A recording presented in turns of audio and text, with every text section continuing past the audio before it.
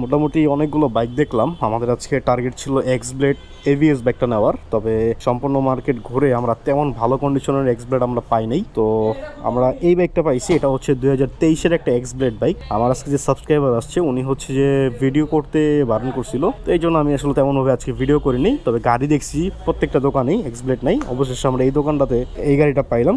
2023-এর মডেলের গাড়ি এবং একদম 23-এর ডিসেম্বরে কেনা এই গাড়িটা সুপার ফ্রেশ কন্ডিশনে আছে।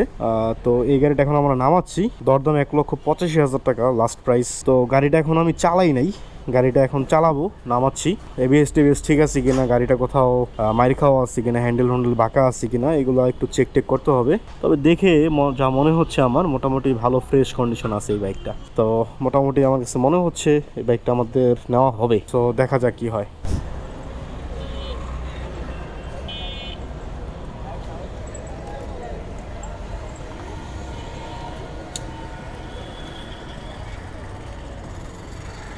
দাঁড়ান দাঁড়ান দাঁড়ান, বুঝছেন? তো বাইকটা টেস্ট ড্রাইভে নামাইলাম। বাইকটা হচ্ছে 2023-এর মডেলের, মানে 23-এর ম্যানুফ্যাকচার এবং 23-এর ডিসেম্বরে কেনা বাইকটা। প্রত্যেকটা ইঞ্জিনের নাট সুপার ফ্রেশ, একটা মানে চুল পরিমাণ স্ক্র্যাচ তাই। তো মোটামুটি কিন্তু এই যে দেখেন এখানে দিয়ে স্টিকারটাও আছে, ঠিক আছে, স্টিকারটাও কিন্তু এখনও আছে, মানে যা আছে জেনুইন আছে। এবং এই যে দেখেন যে এবিএস ডিস্কের অবস্থা দেখেন, ডিস্কটাও খুব ভালো আছে এবং চাকাটাও ফ্রেশ আছে, এবং এই হচ্ছে যে পিছনে চাকার অবস্থা এবং এই যে ডিস্ক রাত করে কতটুকু দেখতে পারতেছে জানি না। তবে আমাদের বাইকটা মোটামুটি ভালোই লাগছে, চালাইও দেখলাম। তো আলহামদুলিল্লাহ আমাদের ফাইনালি বাইকটা কেনা হয়ে গিয়েছে। 1,85,000 টাকা পড়ছে, 2 বছরের কাগজ করা, 2023-এর ম্যানুফ্যাকচার এবং 23-এর ডিসেম্বরের 18 তারিখে বাইকটা কেনা। তবে গাড়ির কন্ডিশন আলহামদুলিল্লাহ খুবই ভালো। ইঞ্জিনের একটা নাটে একটা সামান্য স্ক্র্যাচও নাই, আর গাড়ি তো কোনো স্ক্র্যাচ নাই, খুবই ফ্রেশ।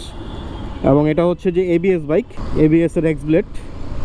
তো এই প্রাইসে এই বাইকটা আমাদের কেমন হয়েছে আপনারা অবশ্যই কমেন্ট করে জানাবেন। আর এখন আমি যাচ্ছি হচ্ছে হাজিপাড়া পেট্রোল পাম্প তেল ভরতে।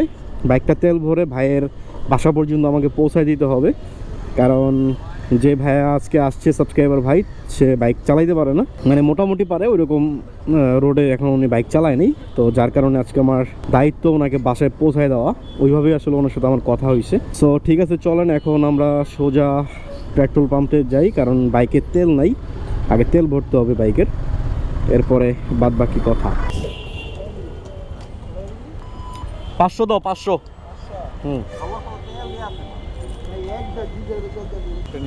অক্টেনই ভরা হয়, অক্টেনই ভরবেন, 4.10 পাইছেন আগে।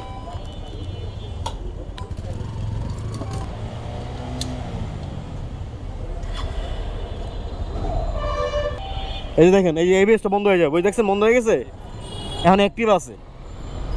আপনার গাড়ি যেহেতু ব্ল্যাক দেখতে পারেন, আর যদি গ্রাফিক্সের মধ্যে নেন গ্রাফিক্স আছে, ম্যাট আছে, আর আপনি যদি মডুলার নেন এগুলো নিতে পারেন, হাফ ফেস ফুল ফেস দুইটাই, তাহলে এগুলো দেখতে পারেন।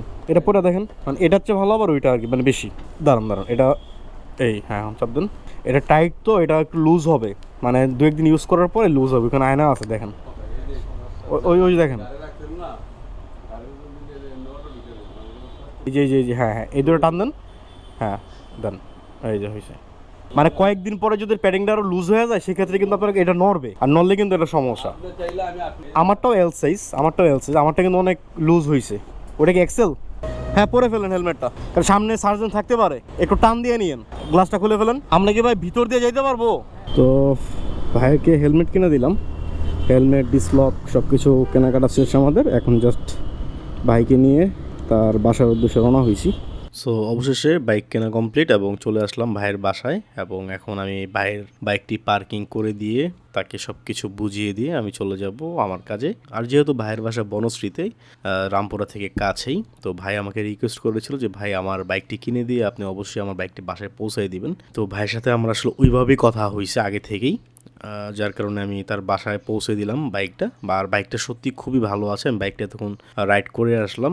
এক্স ব্লেড এবিএস বাইক কিন্তু আপনি 1,75,80-তেও অনেক বাইক পাওয়া যায়, এর কম বেশিতেও পাবেন বাইক। আর আমাদের বাইকটা পড়ছে 1,85,000 টাকা। বাইকের কন্ডিশনের উপরেই কিন্তু প্রাইসটা নির্ভর করে, এটা আপনারা অনেকেই জানেন। আর যারা বাইকের সম্বন্ধে বুঝে না তারা অনেকে বলে যে বাইকের প্রাইস বেশি হয়েছে, এটা হয়েছে সেটা হয়েছে। আপনারা ভাই মার্কেটে আসেন, মার্কেটে এসে যাচাই বাছাই করেন, তারপরে বুঝতে পারবেন যে বাইকের প্রাইসগুলো আসলে কিসের উপর ডিপেন্ড করে বাইকের প্রাইসটা। হ্যাঁ, তো যাই হোক, আজকের কথা বাড়াবো না। আজকে ভিডিওটা এমনিতেই একটু শর্ট হয়েছে, কারণ আজকে ভিডিওটা করার কোনো ইচ্ছাই ছিল না। তারপর চিন্তা করলাম আপনাদের কাছে কিছু বিষয় শেয়ার করি। তো যাই হোক, এই ছিল আমার আজকের ভিডিওটি কেমন লাগলো অবশ্যই কমেন্ট করে জানাবেন। ভিডিওটি ভালো লাগলে একটি লাইক করে দিবেন। আর যারা ইউটিউব চ্যানেল থেকে নতুন দেখতেছেন তারা ইউটিউব চ্যানেলটিকে সাবস্ক্রাইব করে দিবেন।